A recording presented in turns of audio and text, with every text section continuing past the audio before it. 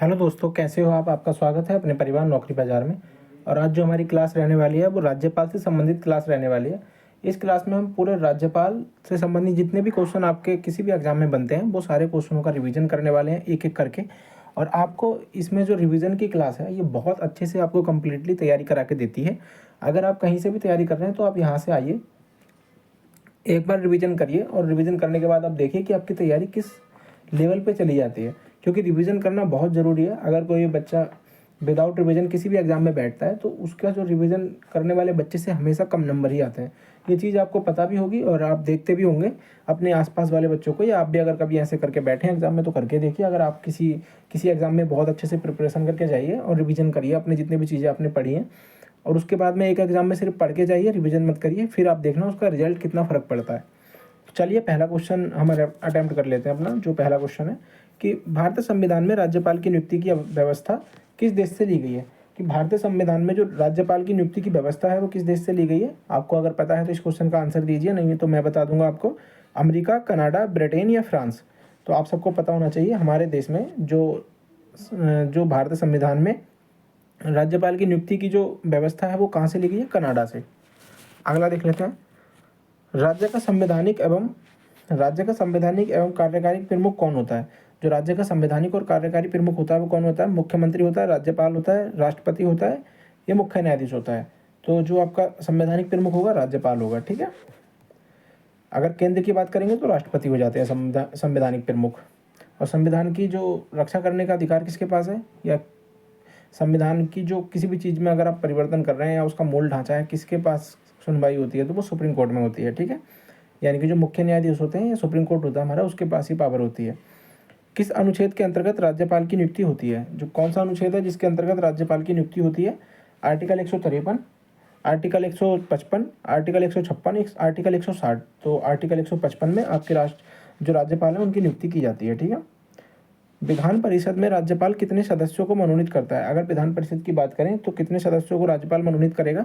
1/3, 1/4, 1/6 या 1/5? तो 1/6 सदस्यों को राज्यपाल मनोनीत करते हैं, ठीक है। ये अलग अलग जगह से विधान परिषद में सदस्य आते हैं जैसा कि आपको पता है। तो इसलिए 1/6 सदस्य कौन मनोनीत करता है? राज्यपाल करते हैं। यदि राज्यपाल संसद या विधानसभा का सदस्य हो तो पद ग्रहण करते समय क्या होता है? अगर राज्यपाल संसद या विधानसभा का सदस्य है तो पद ग्रहण करते समय क्या होगा? पद बना रहता है, सदस्यता समाप्त हो जाती है, वेतन बंद हो जाता है, कोई प्रभाव नहीं पड़ता। तो सदस्यता उसकी समाप्त हो जाएगी। अगर आप राज्यपाल बनना चाहते हैं तो आपको किसी भी पद पे रहने की कोई छूट नहीं दी गई है। आपको कोई भी पद, जैसे कि आप राजनीतिक पद हो या फिर किसी भी तरीके का पद हो, तो आपको वो छोड़ना पड़ता है। आगे देख लेते हैं। झारखंड, छत्तीसगढ़, मध्य प्रदेश और उड़ीसा में जनजातीय कल्याण मंत्री की नियुक्ति कौन करता है? जो जनजातीय कल्याण मंत्री राज्य के अधीन बनते हैं वो उनकी नियुक्ति कौन करता है? तो राष्ट्रपति करेंगे, मुख्यमंत्री, या राज्यपाल, या संसद? तो राज्यपाल करते हैं केवल, ठीक है।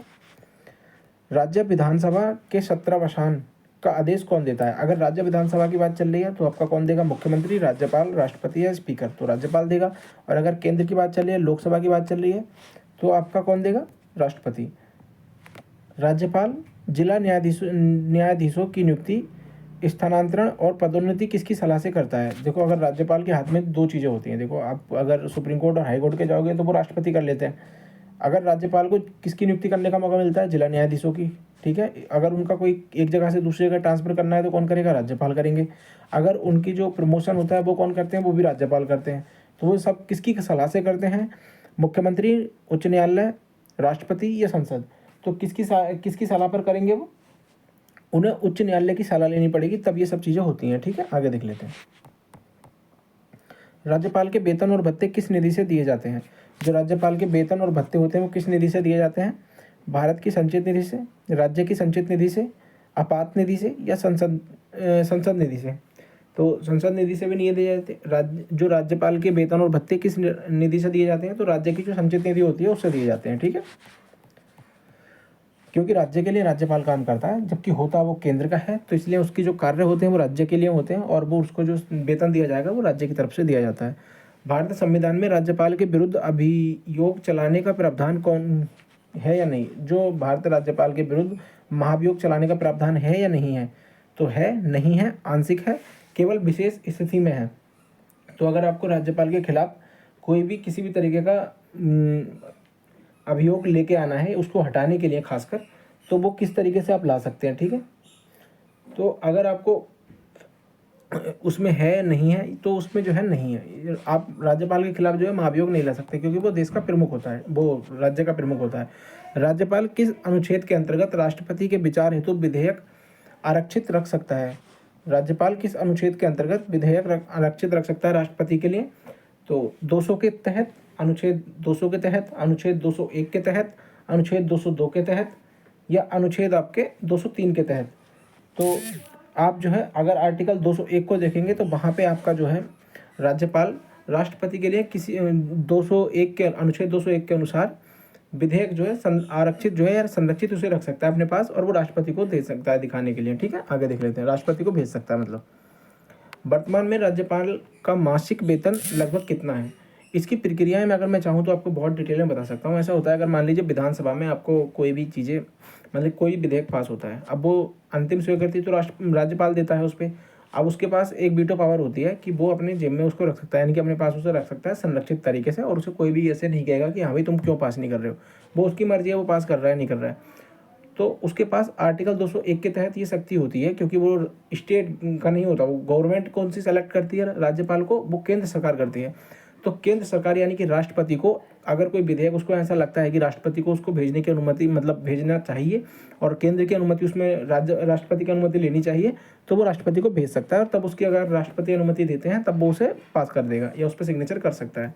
ये सब चीज़ों को देखने के लिए ही राज्य में राज्यपाल की नियुक्ति राष्ट्रपति के द्वारा की जाती है, कि वहाँ का शासन व्यवस्था और कोई भी कानून बिना राष्ट्रपति की मर्जी के ना चल सके, क्योंकि हमारे यहाँ क्या है, केंद्र का शासन रहता है।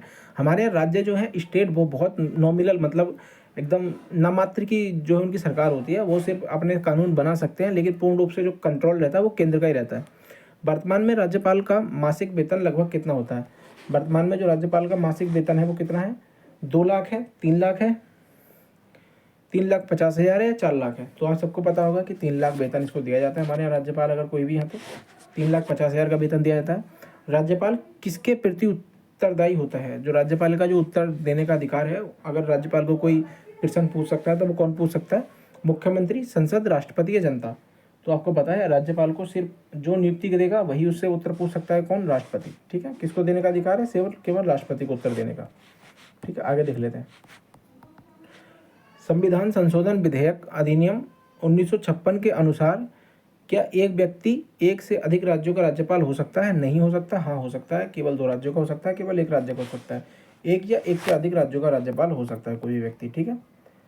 राज्यपाल द्वारा किन पदों की नियुक्ति की जाती है? राज्यपाल के द्वारा किन पदों की नियुक्ति की जाती है उसके बारे में आपसे पूछा गया है, ठीक है। तो आप बताइए। तो महाधिवक्ता की जाती है, राज्य लोक सेवा आयोग के अध्यक्ष और उपाध्यक्ष की जाती है, और आपके राज्य निर्वाचन आयोग के सदस्य जो होते हैं उनकी की जाती है, या उपयुक्त सभी की जाती है? तो देखो इसमें जो है उपयुक्त सभी की करता है राज्यपाल नियुक्ति। महाधिवक्ता की भी करेगा, राज्य लोक सेवा आयोग के अध्यक्ष और उपाध्यक्ष की भी करेगा, और राज्य निर्वाचन आयोग के सदस्य की भी करता है, ठीक है। अगर वित्त आयोग के सदस्य हैं, जो राज्य वित्त आयोग के सदस्य होते हैं, उनकी भी नियुक्ति कौन करता है? वो राज्यपाल करता है। और आपके जो विश्वविद्यालय होते हैं उनके जो गवर्नमेंट वाले जो कुल अधिपति वगैरह मतलब उनको जो बोलते हैं आप, जो चांसलर वगैरह होते हैं, उनकी जो नियुक्ति करता है वो भी राज्यपाल ही करता है, ठीक है। तो इस चीज़ को आप याद रखेंगे। राज्य जैसे यूपीएससी हो गया तो उसकी नियुक्ति कौन कर देगा? राष्ट्रपति कर देगा उसके अध्यक्ष और सदस्य की। अगर स्टेट पीसीएस है तो उसकी नियुक्ति कौन करेगा? वो आपके जो चीज़ें हैं वहाँ पे उनके सदस्य और उनके अध्यक्ष की नियुक्ति कौन करेगा? राज्यपाल करेगा। तो आपकी 5-6 चीज़ें आपको याद रखनी है। महाधिवक्ता की नियुक्ति, राज्य लोक सेवा आयोग के अध्यक्ष और सदस्य की नियुक्ति, राज्य निर्वाचन आयोग के सदस्य की नियुक्ति, वित्त आयोग के जो राज्य वित्त आयोग होता है उसकी नियुक्ति, ये सब चीज़ें कौन करता है? और कुलाधिपति जो होते हैं, जो वाइस चांसलर होते हैं विश्वविद्यालयों के, उनकी नियुक्ति कौन करेगा? राज्यपाल करेगा, ठीक है। इस चीज़ को आप याद रखेंगे।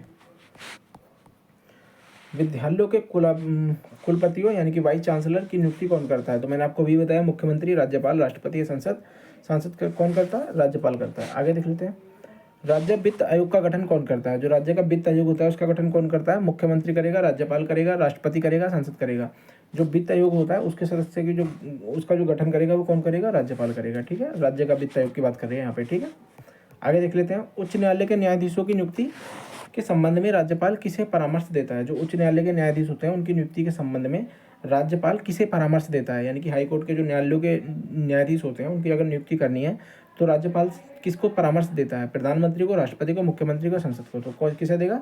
राष्ट्रपति को। ठीक है, आगे देख लेते हैं। राज्य लोक सेवा आयोग के सदस्यों के हटाने का अधिकार किसके पास है? जो राज्य के लोक सेवा आयोग के सदस्य होते हैं उनको हटाने का जो अधिकार है वो किसके पास है? तो राज्य लोक सेवा आयोग के सदस्यों को जब नियुक्ति राज्यपाल देता है तो उनको हटाने का भी अधिकार किसके पास होगा? राज्यपाल, मुख्यमंत्री, राष्ट्रपति या संसद। तो केवल राज्यपाल के। ठीक है, आगे देख लेते हैं। जम्मू कश्मीर के उपराज्यपाल की नियुक्ति कौन करता है? जो जम्मू कश्मीर के उपराज्यपाल होते हैं उनकी नियुक्ति कौन करेगा? मुख्यमंत्री करते हैं, राज्यपाल करते हैं, राष्ट्रपति करते हैं, संसद करती है। तो केवल कौन करता है? राष्ट्रपति। ये टिक गलत हो गया यहाँ पे, देखो राष्ट्रपति करते हैं। ठीक है।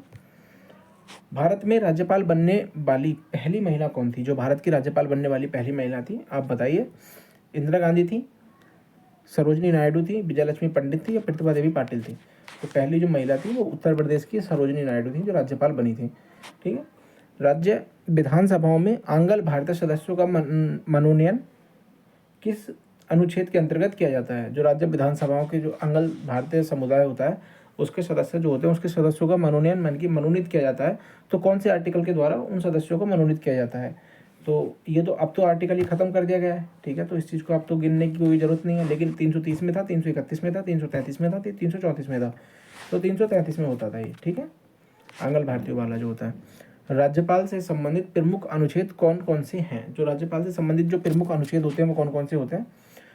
राज्यपाल से संबंधित जो प्रमुख अनुच्छेद है 53, 54, 60, 61, मतलब 153 से 154 है, 160 से 161 है, 200 से 201 है या उपयुक्त सभी हैं। तो सभी इसमें कोई कहने वाली बात नहीं है। आपको पता है कि 53 में राज्यपाल होता है, जैसे कि कहा गया है कि एक जो है प्रत्येक स्टेट का एक राज्यपाल होगा, 2 या 2 से अधिक राज्यों का भी एक राज्यपाल हो सकता है। 54 में आपको पता है कि राज्य की जो कार्यपालिका शक्ति होती है वो राज्यपाल के हाथ में होती है। 54 में कहा गया है ये। आपका जो अगर 60 की बात करेंगे तो 60 में कहा गया है कि आकस्मिक जो परिस्थितियाँ होती हैं उनमें राज्यपाल के जो कार्य होते हैं वो कैसे होते हैं। ठीक है। और आपका जो 61 है आर्टिकल, उसमें कहा गया है कि क्षमादान जो शक्ति होती है वो राज्यपाल को दी जाती है। ठीक है।